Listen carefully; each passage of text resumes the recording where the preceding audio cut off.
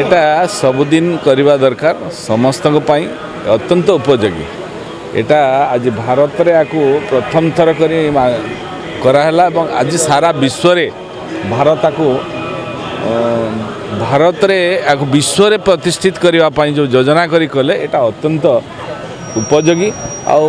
माननीय मोदी जी को धन्यवाद दे भारत यशस्वी प्रधानमंत्री एभलिया पदक्षेप सारा विश्व रे नैचंती। कारण से केवल भारतर लोक सुस्थ रुहतु चाहती से विश्वर लोक सुस्थ रुहतु एभलिया कामना करुवा प्रधानमंत्री निश्चित भाव में भारत को दिने विश्वगुरु रे परिणत करेंगे।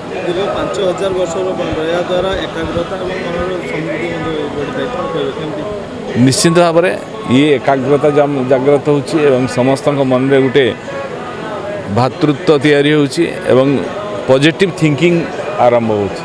योग द्वारा मानसिक स्थिरता बढ़िबो, शारीरिक सुस्थता बढ़िबो एवं भल पाइबार गोटे न्यारा तैयारी हो। तो लक्ष्य कले कौन है तेणु आज ये जो वार्ताटा निश्चित भाव में समस्त पाक जीव एवं समस्ते योग करंतु, सुस्थ रुहतु एवं सुस्थ मानसिकता तैयारी करंतु। धन्यवाद।